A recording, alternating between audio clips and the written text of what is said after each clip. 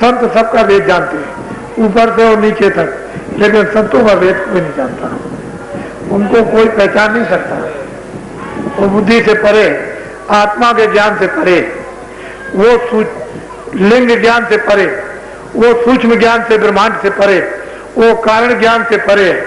और उसके परे, उससे भी परे। तो संतों को ऐसे नहीं कोई पहचान सकता। वो सीधे रहते हैं,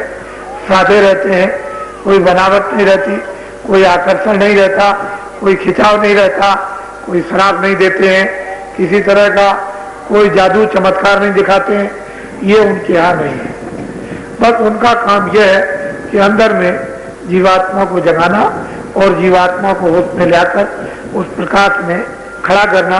और जीवात्माओं को चमत्कार, बाहर से कोई चमत्कार, न कानों से न आँख से, आपको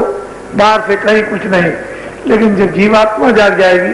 तो दिव्य नेत्र से और दिव्य कानों से फिर महापुरुषों के चमत्कार देखने को उस चेतन सृष्टि में मिलते हैं। इसलिए संतों को लोग नहीं पहचान सकते हैं, क्योंकि संतों ने चमत्कार का काम नहीं किया। संतों ने भवसागर नदी से जीवात्माओं को पार उतारने का काम किया है,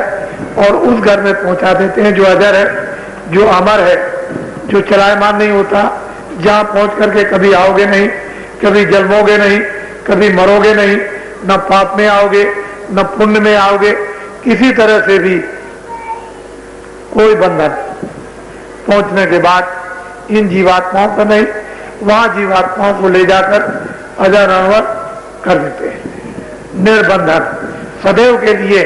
यहाँ से कर देते हैं अपने देश में, जहाँ से जीवात्माएं आई वहीं पहुंच जाती। ऐसी महान विभूतियों को,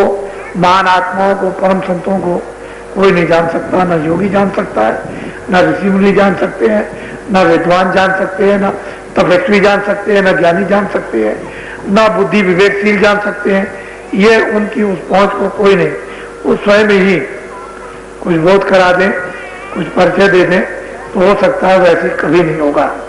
ये सबका वेद जानते हैं, संतों का वेद नहीं लोग जानते। संतों का वेद संत ही जानते हैं और कोई नहीं जान सकता। इसलिए संतों की महिमा कूट कूट कर 700 वर्षों के अंदर